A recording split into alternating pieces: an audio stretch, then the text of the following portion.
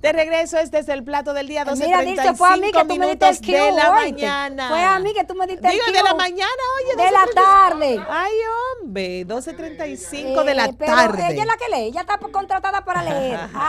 Pues lea. La defensa técnica de la ciudadana venezolana vinculada a la muerte de Julio César de la Rosa Peralta aclaró este viernes que la reclusión en la casa del conductor o casa cárceles no constituye un privilegio en materia del procesamiento judicial a individuos en conflicto con la ley de tránsito. Nuestro compañero Jonan González nos amplía el tema desde el Palacio de Justicia del Distrito Nacional. Jonan, buenas tardes. Bienvenido al plato del día. Buenas tardes, compañeros. Jonan, ¿cómo avanza el caso de esta joven Scarlett Mujica, que está señalada como la persona que atropelló mortalmente a Julio César de la Rosa Peralta?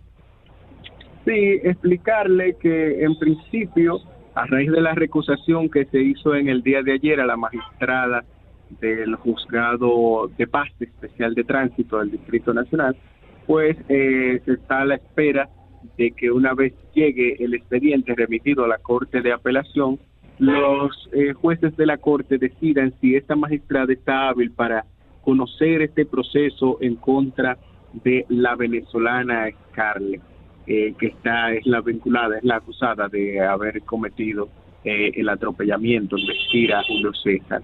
Decir que en el día de hoy, tuvimos la oportunidad de conversar con su abogado, quien vino a visitarla al Palacio de Justicia, al Distrito Nacional, y conversar con otros abogados entendidos en la materia, quienes han dado respuesta a esta denuncia de privilegio que hacía la familia de la víctima en el día de ayer, a raíz de que la imputada estaba recluida en la casa del conductor.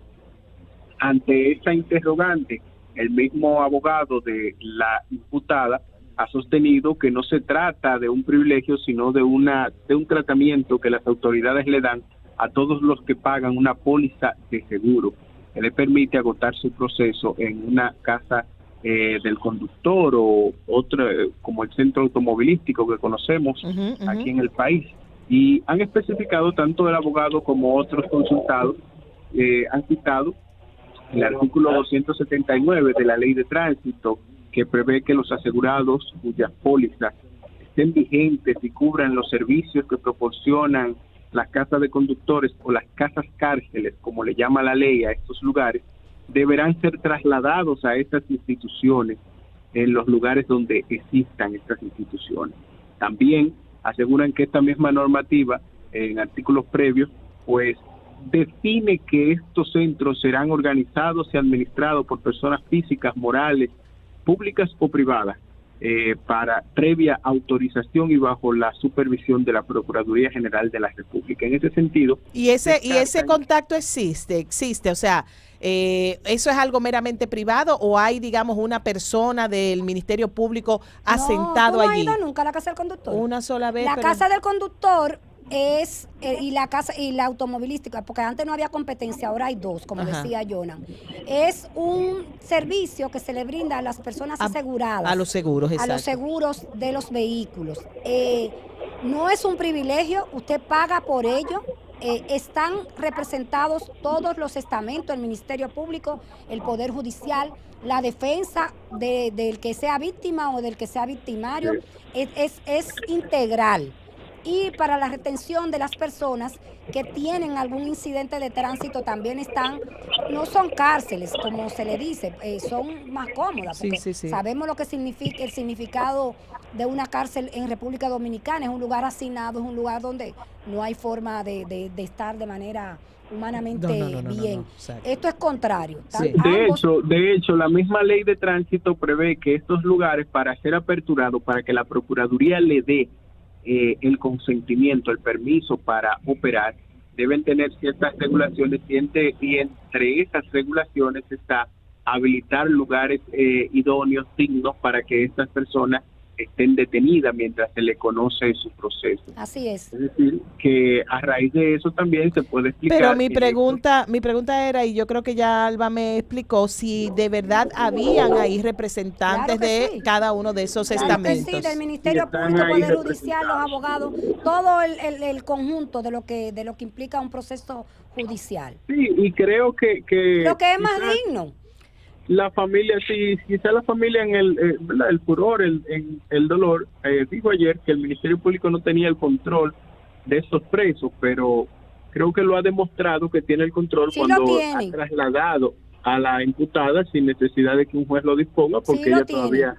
Hay fiscalizadores ahí que hacen su trabajo en ambos centros, fijos, permanentes, 24 horas al día. Eso es así. Exactamente. Sí, no, y digo que lo ha demostrado cuando sin ningún obstáculo ha trasladado a la imputada a otro centro. Yo creo que eso fue, no estuve de acuerdo, Jonan, con la decisión de la fiscal del distrito de hacer ese traslado, porque se va a tratar por la ley de tránsito, no hay forma de tomar otra sí, no hay hasta ahora una evidencia de que haya pasado otra cosa que no sea un accidente. Exacto.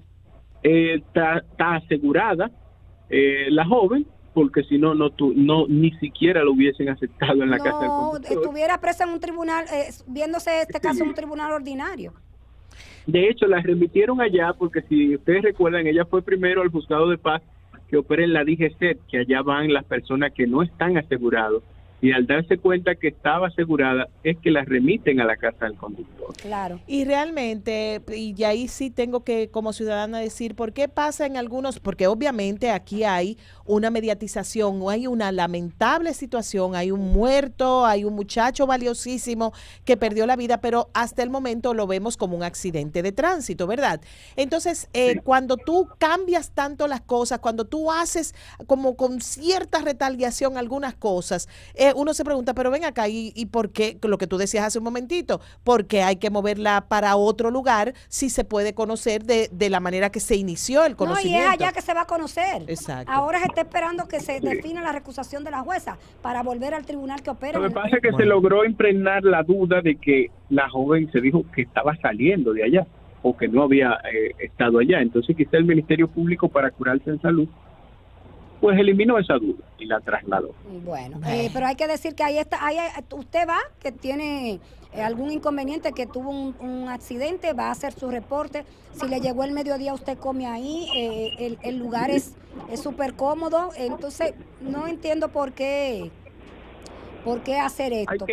Hay que saber que obviamente esto, respetando el sentimiento de la familia que entiende, ¿verdad?, ha perdido una persona, claro. Sin embargo, un familiar, no se puede perder de vista la objetividad con que se debe dilucidar un proceso, y tal como apuntaban otras personas, todo el que paga un seguro, todo el que lo paga, y que paga esa condición además de asistir a esos centros, pues le dan ese trato normalmente. De hecho, si no mal recuerdan, hasta Honguito lo vimos recluido en este lugar. Es decir, que es un tratamiento normal. Yo creo que lo que ha sido normal ahora es llevarla a la cárcel preventiva común, cuando a otros no se le lleva. Exacto. Pero eso hay que decirle a la ciudadanía que quizás eso no influye. El tratamiento, la manera en que se lleve a cabo el proceso, no va a influir en la decisión que va a tomar un juez, ya sea en la casa del conductor o en la... Estamos claros, pero para que los procesos sean iguales para todos, como la ley especifica, no deben haber quizás, tú ves, debería ser todo el tiempo homologado. Muchísimas gracias, Jonan González, por este reporte, gracias. Nosotros continuamos con el tema, dando cobertura, ha llamado mucho la atención esta situación. Tenemos la línea telefónica a nuestro abogado de cabecera, Félix Porte, que tiene una opinión jurídica respecto a este caso, y queremos saber si entiende que vamos a tomarlo por la fiscalía, si actuó la fiscalía correctamente al hacer el traslado de esta joven Scarlett Mujica hacia la cárcel del Palacio de Justicia, sacándola de la casa del conductor. Buenas tardes, doctor Portes. Muy buenas tardes. Mira, eso ha sido una controversia, este traslado de ella hacia la cárcel de Ciudad Nueva. ¿qué es lo que yo pienso? Lo que yo pienso es que ella no debe tratarse diferente a ninguna otra persona. Y cuando yo digo esto, significa ambas cosas a la vez. Ni para bien ni para esto? mal. Claro. Exactamente. ¿Qué significa esto? Si ella no tuviese un seguro full que cubre la casa de conductor, entonces a ella hay que darle el trato que se le da a cualquier persona que no tiene un seguro full, que no tiene incluido la casa de conductor, ¿verdad? Bien. Ahora, si ella tiene un seguro full que le incluye la casa de conductor, entonces a ella debe darse el mismo trato igualitario que a ti o a cualquier persona que tenga el seguro full con la casa de conductor.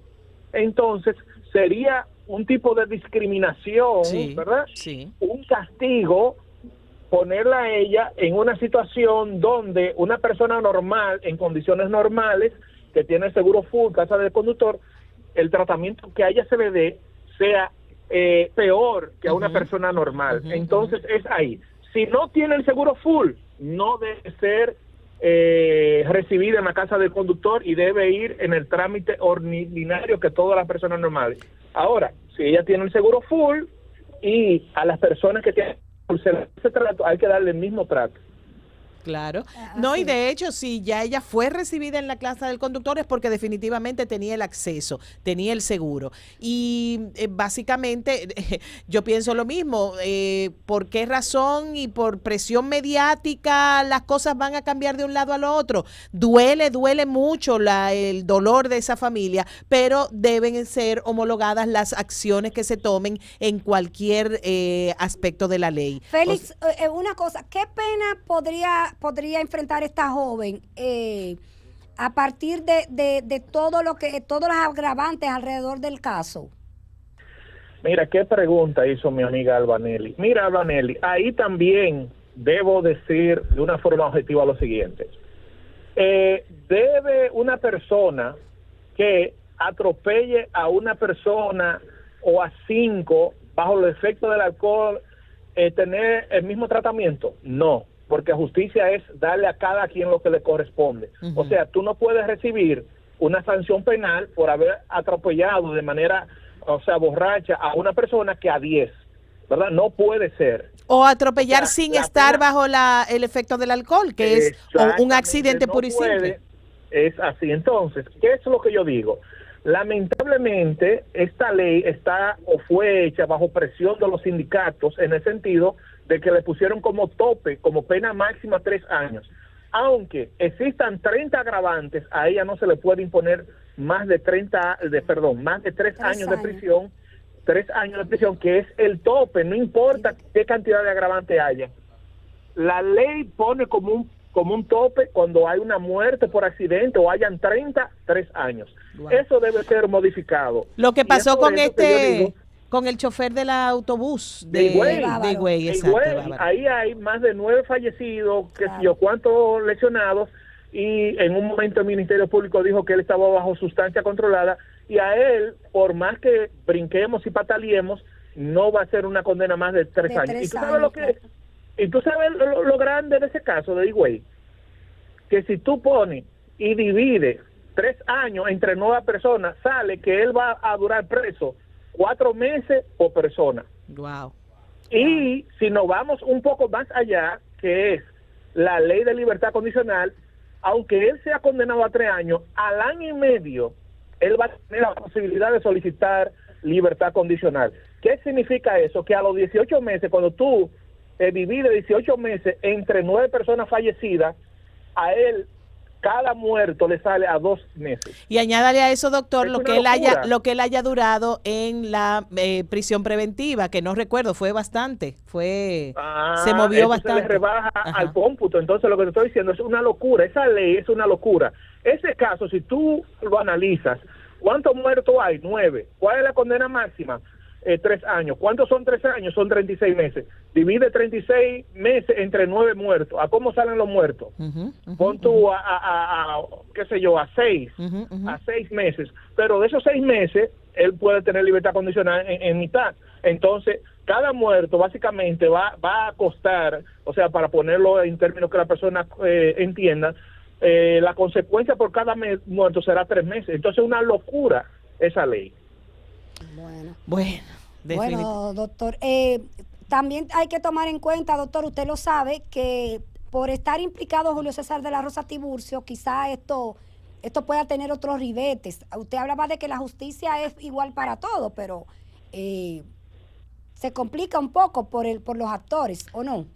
Mira, a él como padre del fallecido hay que entenderlo. Él obviamente entiende que ahí lo que hubo es un homicidio voluntario y podría, según lo que él ha establecido, la joven enfrentar 20 años de prisión. Sin embargo, el problema es que existe en República Dominicana lo que se llama un principio de legalidad. O sea, tú no puedes imponer una pena más que lo que la ley establece. Entonces, la ley, para poder tú llevar eso de homicidio involuntario, que es un accidente, homicidio involuntario, accidente, que no hubo intención, a llevarlo a homicidio voluntario, debe probarse primero que hubo intención. Intención es que se conocían, que tuvieron una discusión, que había una situación de venganza, que había una premeditación, sicariato, que alguien le pagó. ¿Tú entiendes? Entonces, todos esos elementos es que hay que probar para entonces tú llevar la pena de 3 a 20 años. O sea, decir, vamos a quitarlo de accidente a homicidio voluntario. Lo que pasó con la joven de Villa Altagracia, que es otro caso diferente. El caso de Villa Altagracia, sí, el Ministerio Público calificó esto como homicidio voluntario, o sea, que la señora atropelló a la otra, ¿pero por qué? Porque dice el Ministerio Público que después que de las persona, dos artistas, la atropelló, viendo que la persona estaba debajo, ella siguió y le dio para adelante como para rematarla. Ya ahí sí puede hablarse de intención. Claro. ¿Tú entiendes? Entonces, son situaciones que objetivamente uno tiene que analizarla. Entendemos perfectamente al colega, ¿verdad? Pero lo que yo entiendo que el colega debe sumarse conmigo es a nosotros pedir la modificación de esa ley, porque esa ley es un absurdo. ¿Tú entiendes? No por ese caso necesariamente, sino por todos los otros casos que hemos visto, que personas borrachas se llevan a 5 a 10 personas y reciben una pena máxima de 3 años, sin importar la cantidad de muertos, las lesiones, la cantidad de lesionados, las agravantes. O sea, el tope es 3 años. ¿Y por qué 3 años? Porque quien hizo esa ley fue básicamente los sindicatos, a mano del sindicato fue hecha esa ley. Y con, digamos, con legisladores que estaban o a favor o con el lobismo adecuado. Pero, doctor, lo vamos a despedir, ya el tiempo se nos ha agotado, pidiéndole un favor. Usted debería hacer un listado de leyes absurdas y publicarlas y darlas a conocer a la ciudadanía, porque los legisladores cobran bastante, viven bien y necesitamos que las leyes que nos tienen trancados corran, que hagan, funcionen. Va a haber una reforma de leyes. Eso esperamos. Yo voy a hacer un artículo que Dios mediante, tal vez CDN me lo publica el lunes, que va a hablar sobre la necesidad de reformar esa ley y cuáles son los aspectos que deben ser reformados. Revisados. Y yo entiendo que deben haber penas escalonadas. ¿Qué son penas escalonadas? Que si tú, por ejemplo, tienes un accidente, pero en el accidente tú puedes conjugar, por ejemplo, 2 agravantes, entonces la pena se va a multiplicar. Si hay varios muertos, entonces esa pena se va a multiplicar por la cantidad de muertos que exista. ¿Tú entiendes? Entonces una situación que sea justa, porque no puede ser que una persona que no haya bebido, que Dios no lo quiera, tiene un accidente, se atropella una persona, muere esa persona, que esa persona reciba o enfrente la misma pena que una persona que mata a 10 personas en un accidente estando borracho. De hecho, incluso debería existir algún tipo de peritaje, porque uno está viendo una cantidad de motorizados que vienen en vía contraria, a los cuales es la divina providencia que los cubre para que no los baten todos los días. Y si una persona choca a alguien que viene en vía contraria, debe ser una eximente de responsabilidad. Exacto, no solo sean agravantes. Si la culpa del accidente es de la persona lesionada o de la víctima, debe verse eso como sea, debe aplicarse de una forma análoga a lo que es la legítima defensa. Es decir, la legítima defensa, aunque tú le quites la vida a otra persona, si tú te la quitaste defendiendo la tuya o la de otra, tú estás, exonerada penalmente. Claro. Lo mismo aquí. Si el accidente ocurre y la causa, la razón del accidente es la imprudencia del muerto o del lesionado, ¿verdad? Entonces tú como conductor no puedes ser perseguido ni penal ni civilmente. ¿Tú entiendes? Esas son todas las modificaciones que se deberían hacer en esa ley, claro. Es que tú no puedes, por ejemplo, ser responsable penal y civilmente si un motorista en vía contraria, sin luz, viene hacia donde ti, tú lo chocas y lo matas. Exactamente. Tan Como, simple como en eso. Villa Altagracia, por ahí, hay un tramo que para los motoristas no da una vuelta, que tienen que recorrer como 2 kilómetros. Lo cruzan, lleno de cruces está. Se mete en vía contraria, y en Bonao también hay algo más o menos similar. Sí. Que para las personas no dar la vuelta en U, o sea, te estoy diciendo, da el giro a donde deben darlo. Sí, exacto. Lo que hacen es que vienen, corren como 100 metros o 200 metros. Y rápido que lo hacen, Entonces, cuando hay una situación así, que se determina por el trayecto de la persona, por donde quedó el vehículo chocado, por el guayazo que da la persona, o sea, la víctima, y todo, que la persona venía en dirección opuesta a donde debe venir, o se metió, por ejemplo, en rojo. Por eso puede darse el caso, que tú vayas en verde y una persona se te mete en rojo.